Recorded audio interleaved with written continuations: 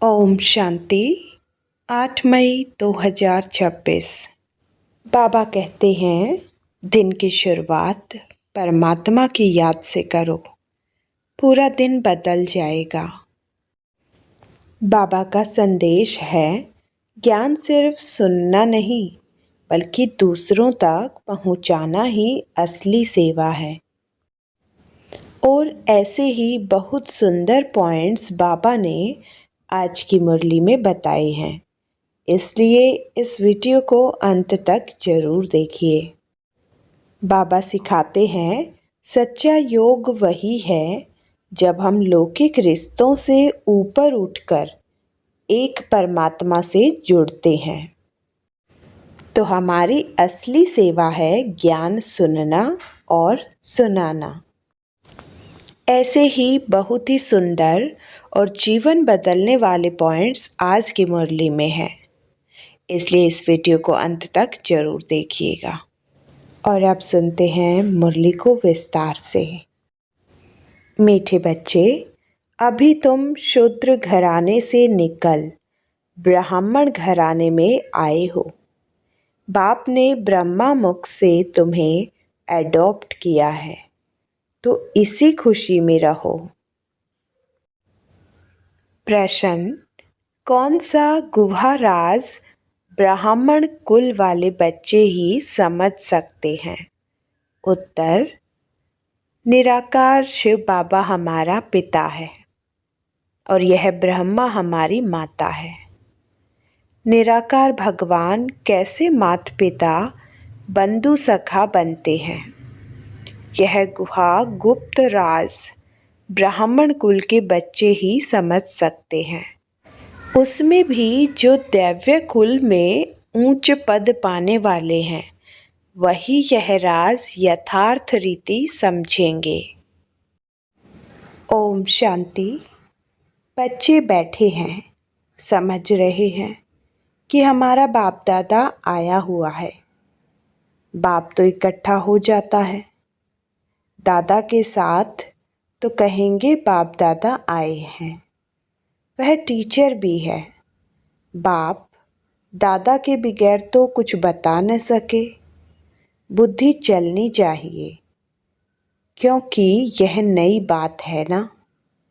अज्ञान काल में याद करते हैं सिंगल को, कहेंगे हमारा गुरु फलानी जगह है, उनके शरीर का नाम जानते हैं। हमारा बाबा, हमारी माँ फलानी जगह है, उनका नाम रूप सब कुछ है। मनुष्यों ने फिर शार्ट में लिख दिया है। मनुष्यों ने जो बताया है उनमें कुछ न कुछ रॉन्ग है। भले गायन है, त्वमेव माता पिता त्वमेव, यह एक के लिए ही गाया जाता है, ब्रह्मा के लिए भी नहीं गाया जाता है।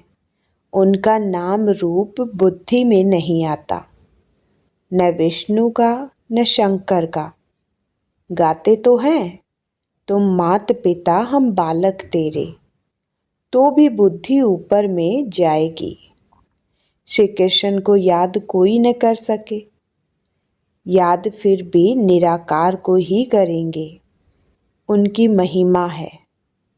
तो बाप समझाते हैं, यहाँ जब बैठते हो तो लौकिक संबंध से बुद्धि योग निकाल पारलौकिक बाप को याद करो।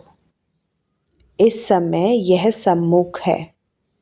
भक्ति मार्ग में जो गाते हैं तो आंखें ऊपर करके कहते हैं, तुम मात पिता हे भगवान कह याद करते हैं।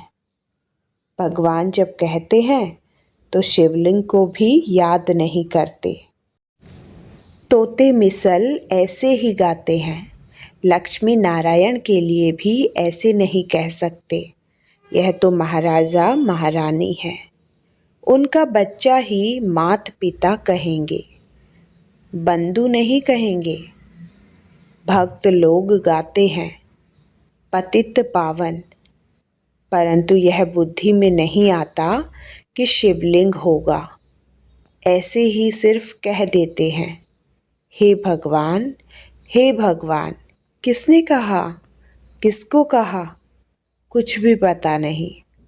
अगर यह ज्ञान होता, मैं आता हूँ, उनको बुलाता हूँ, तो यह समझें कि वह निराकार परमात्मा है। उनका रूप ही लिंग है। यथार्थ रीति कोई बाप को याद नहीं करते। उनसे प्राप्ति क्या होगी, कब होगी, यह कुछ भी नहीं जानते। तुम भी नहीं जानते थे। अभी तो बाप के बने हो। तुम जानते हो, हमको शिव बाबा ने ब्रह्मा द्वारा अपना बच्चा बनाया है। यह ब्रह्मा माँ है। इस ब्रह्मा माता द्वारा शिव बाबा ने अडॉप्ट किया है। इस समय तुम अच्छी रीति जानते हो, हम शिव बाबा के बच्चे हैं। साकार में फिर प्रजापिता ब्रह्मा के बच्चे हैं। प्रजापिता ब्रह्मा द्वारा मनुष्य सृष्टि रचते हैं। ऐसे नहीं कि कोई नई सृष्टि रचते हैं। नहीं, इस समय आकर गोद में लेते हैं, एडॉप्ट करते हैं। अब मात पिता कहते हैं तो शिव पिता ठहरा और माता ब्रह्मा ठहरी। उनको कहा जाता है मात पिता। बाप ब्रह्मा द्वारा कहते हैं, तुम आत्माएं मेरे बच्चे हो। फिर आत्मा को बैठ पहचान देते हैं कि आत्मा क्या है। कहते भी हैं, भ्रकुटी के बीच में रहती है, स्टार मिसल है, और कुछ भी नहीं जानते। यह कह न सके कि आत्मा 84 जन्म भोगती है। आत्मा शरीर द्वारा पार्ट बजाती है। भिन्न भिन्न नाम, रूप, देश, काल से आत्मा एक शरीर छोड़ती है तो सारा परिवार ही बदल जाता है। कोई एडॉप्ट करते हैं तो परिवार ही बदल जाता है। माता पिता जिससे जन्म लिया उनको भी जानते हैं। फिर जो एडॉप्ट करते हैं उनके घर का बन जाते हैं। यहाँ तुम शूद्र घराने से निकल अब ब्राह्मण घराने में आए हो। ब्रह्मा तन से तुमको एडॉप्ट किया, तुम तो ब्राह्मण कुल में आ गए। यह बातें शास्त्रों में नहीं लिखी जा सकती, यह समझाया जाता है। लिखने से कोई समझते नहीं। अभी तुम बच्चे ही जानते हो, हम परम पिता परमात्मा की संतान बने हैं। यह हो गई माँ। ब्रह्मा को प्रजापिता ही कहते हैं। इस द्वारा तुम बच्चों को एडॉप्ट करता हूँ। यह कितनी गुप्त बातें हैं, सिवाय सम्मुख के कोई समझ न सके। समझेंगे भी वह जो इस ब्राह्मण कुल के होंगे। दैव्य कुल में ऊंच पद पाने वाले होंगे। नए किसी की बुद्धि में यह बातें बैठेंगी नहीं। न बुद्धि में बैठेगा, न किसी को समझा सकेंगे। तुम्हारे में भी नंबरवार पुरुषार्थ अनुसार है। जिनकी बुद्धि में बैठता है, गाया जाता है, त्वमेव माता च पिता त्वमेव, याद किया जाता है शिव बाबा को। फिर कहते हैं तुम मात पिता। एक बाप फिर मात पिता कैसे? यह बातें और कोई समझा न सके। जैसे शास्त्रों में व्यास ने जो लिखा है वह मनुष्यों ने कंठ कर लिया है, वैसे तुमको भी कहेंगे। तुमको कोई ने बताया है, तुमने कंठ कर दिया है। नए मनुष्य के लिए समझना बड़ा मुश्किल है। यहाँ रहने वाले भी कोई किसी को इतना भी समझा नहीं सकते। तुम आत्मा हो, तुम्हारा बाप परम पिता परमात्मा है। वह बेहद का बाप ही बेहद का वर्षा देते हैं। वर्षा दिया था, फिर पुनर्जन्म लेते लेते 84 जन्म पूरे हुए। अब बाप फिर वर्षा देने आए हैं। यह किसी को समझाना कितना सहज है। तुम माता पिता किसको कहा जाता है? विचार की बात है ना। ब्रह्मा द्वारा एडॉप्ट करते हैं, फिर माँ भी जरूर चाहिए। तो जो अन्य बच्ची होती है, ड्रामा प्लान अनुसार उनको जगत अम्बा का टाइटल दिया जाता है। मेल को जगत अम्बा नहीं कह सकते, इनको जगत पिता कहेंगे। इनका प्रजापिता नाम मशहूर है। अच्छा, प्रजा माता कहाँ? तो एडॉप्ट किया जाता है माता को। आदि देव तो हैं, फिर आदि देवी को मुकर किया जाता है। जगत अम्बा तो एक ही है, उनकी ही महिमा है। जगत अम्बा पर कितना मेला लगता है, परंतु उनके ऑक्यूपेशन को कोई नहीं जानता। कलकत्ते में काली का मंदिर है, बॉम्बे में भी जगत अम्बा का मंदिर है। शक्ल अलग अलग है, जगत अम्बा है कौन यह कोई नहीं जानते। उनको भी भगवती कहते हैं। अब जगत अम्बा को भगवती नहीं कह सकते, वह तो ब्राह्मणी है, ज्ञान ज्ञानेश्वरी है। उनको बाप से ज्ञान मिला है। तुम सब जगत अम्बा के बच्चे हो, ज्ञान सुनकर फिर सुनाते हो। तुम्हारा धंधा ही यह हुआ। तुमको ईश्वर पढ़ाते हैं, कोई मनुष्य नहीं पढ़ाते। यह ब्रह्मा भी तो मनुष्य है। मनुष्य कोई को भी पावन बना नहीं सकते। मनुष्यों की बुद्धि इतनी डल हो गई है, जो कुछ भी समझते नहीं है। पतित पावन तो एक ही बाप है, वह आते ही हैं पतितों को पावन बनाने। यह सारी दुनिया तमो प्रधान है, सब पतित है। नई दुनिया पावन, पुरानी दुनिया पतित। पुरानी दुनिया में है नरकवासी, नई दुनिया में है स्वर्गवासी। बुद्धि भी कहती है सतयुग में सिर्फ भारतवासी देवी देवताएं होंगे और कोई नहीं थे। अभी तुम बच्चों को यह ज्ञान मिला है। नई दुनिया में पहले सूर्यवंशी देवता थे, फिर चंद्रवंशी हुए, तो सूर्यवंशी पास्ट हो गए। चंद्रवंशी के बाद फिर वैश्यवंशी आते हैं। बरोबर लक्ष्मी नारायण का राज्य था। अच्छा, उनके आगे क्या था यह कोई समझ न सके। तुम बच्चों को बाप ने चक्र का राज समझाया है। द्वापर में है वैश्यवंशी, कलयुग में होते हैं शूद्रवंशी। अभी तुम जानते हो हम ब्राह्मण बने हैं। तुमको बाप ने अपना बनाया है, अर्थात शूद्र धर्म से देवता धर्म में ट्रांसफ़र किया है। अब सूर्यवंशी चंद्रवंशी तो है नहीं। न लक्ष्मी नारायण का राज्य है, न राम राज्य है। अब है कलयुग का अंत। कलयुग के बाद जरूर सतयुग आएगा।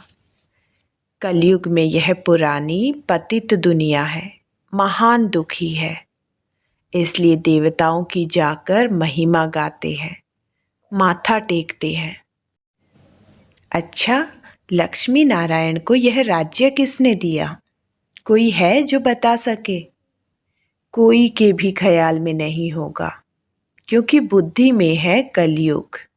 अभी बच्चा है, 40,000 वर्ष पड़े हैं, इसलिए यह ख्याल आते ही नहीं। अभी तुमको यह ख्याल आता है। कई बच्चे कहते हैं हमें याद नहीं रहती। क्यों नहीं रहती? क्योंकि सवेरे सवेरे उठकर याद में बैठकर धारणा नहीं करते।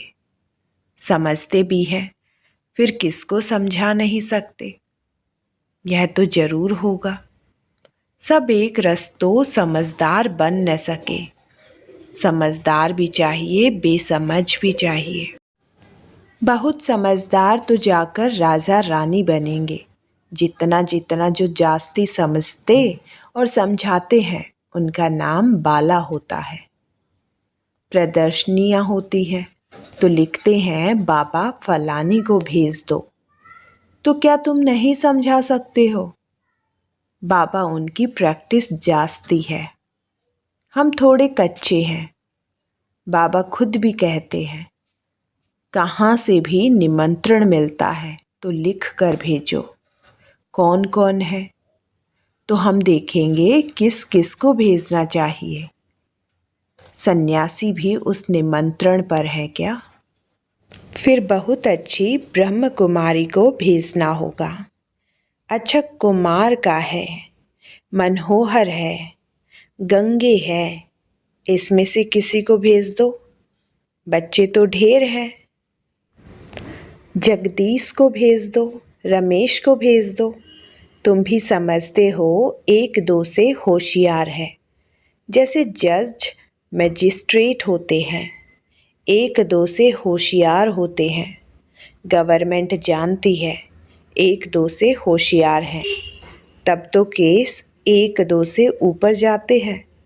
फिर हाई कोर्ट में जाओ, फिर उनसे ऊपर। उसने भी जजमेंट ठीक न दी तो फिर उनसे ऊपर जाएंगे। इनको ऊपर तुम रहम करो। अब यह सब बातें यहाँ होती है, सतयुग त्रेता में होती नहीं। फिर द्वापर में राजा रानी का राज्य होता है। वहाँ तो महाराजा महारानी ही केस संभालते हैं। केस होंगे भी थोड़े। अभी तो तमो प्रधान पतित है ना, तो बादशाही के पास केस जाएगा तो थोड़ी सज़ा दे देते हैं। कड़ी भूल होगी तो कड़ी सज़ा देंगे। यहाँ तो कितने जज वकील ढेर हैं। इतना कारोबार में फ़र्क है। सतयुग में क्या होता है यह किसी को पता नहीं। अब बाप ने समझाया है, किसी से भी पूछो इन लक्ष्मी नारायण को जानते हो? जैसे बिरला हैं, बहुत मंदिर बनाते रहते हैं। तो कोई अच्छा बच्चा हो उनको चिट्ठी लिखे, तुम लक्ष्मी नारायण के मंदिर तो बहुत बनवाते हो, इन्हों को यह राजधानी कैसे मिली? जबकि सतयुग से पहले कलयुग था। कलयुग में तो कुछ है नहीं। देवताओं ने तो किसी से लड़ाई की नहीं होगी। लड़ाई से कोई विश्व के मालिक बन नहीं सकते। विश्व के मालिक जो थे उन्हों के यह लक्ष्मी नारायण के चित्र रखे हुए हैं। अभी तो है कलयुग, यहाँ लड़ाई चलती है हथियारों से। बाप ने समझाया है क्रिश्चियन धर्म वाले ही आपस में मिल जाए, आपस में प्रीत रखें तो विश्व के मालिक बन सकते हैं। परंतु विश्व के मालिक तो लक्ष्मी नारायण ही बनते हैं। बुद्धि कहती है यह आपस में मिल जाए तो मालिक बन सकते हैं। परंतु सतयुग में किंग क्वीन तो कोई बन न सके। ड्रामा ही ऐसा बना हुआ है। अभी हम फिर से योग बल से स्वर्ग का वर्षा ले रहे हैं। तुम बता सकते हो कल्प पहले भी संगम पर बाप से पद पाया है। 84 जन्म पूरे हुए फिर से वर्षा ले रहे हैं। अच्छा, मीठे मीठे सिकिलते बच्चों प्रति माता पिता बाप दादा का याद प्यार और गुड मॉर्निंग। रूहानी बाप की रूहानी बच्चों को नमस्ते। धारणा के लिए मुख्य सार नंबर 1, स्वयं में धारणा करने और दूसरों को कराने के लिए सवेरे सवेरे उठकर बाप की याद में बैठना है। जो समझा है उसे दूसरों को समझाने की प्रैक्टिस करनी है। नंबर 2, लौकिक संबंधों से बुद्धि योग निकाल एक पारलौकिक बाप को याद करना है। बाप से जो ज्ञान मिला है वह सुनकर सबको सुनाना है। यही तुम्हारा धंधा है। वरदान। समाने की शक्ति द्वारा एक मत का वातावरण बनाने वाले दृष्टांत रूप भव, जो एक जैसे मणके के हैं, एक ही लगन और एक रस स्थिति में स्थित, एक की मत पर चलने वाले हैं। आपस में संकल्पों में भी एक मत है, वही माला में पिरोए जाते हैं। लेकिन एक मत का वातावरण तब बनेगा जब समाने की शक्ति होगी। यदि कोई बात में भिन्नता हो जाती है तो उस भिन्नता को समाओ, तब आपस में एकता से समीप आएंगे और सबके आगे दृष्टांत रूप बनेंगे। स्लोगन। हर संकल्प, वाणी और कर्म में रूहानियत धारण करो, तब सर्विस में रौनक आएगी। अव्यक्त इशारे। सदा अचल, अढोल, एक रस स्थिति का अनुभव करो। कोई भी दर्दनाक सीन देखते हुए नथिंग न्यू, जिन्हें यह नथिंग न्यू का पाठ पक्का है, वह घबरा नहीं सकते। क्या हुआ, कैसे हुआ, यह हुआ। समाचार सुनते देखते भी ड्रामा की बनी हुई भावी को शक्तिशाली बन देखते और औरों को भी शक्ति देते चलो। दुनिया वाले घबराते और आप एक रस स्थिति में रह उन आत्माओं में शक्ति भरते। जो भी संपर्क में आए उन्हें शक्तियों का, शांति का दान देते चलो।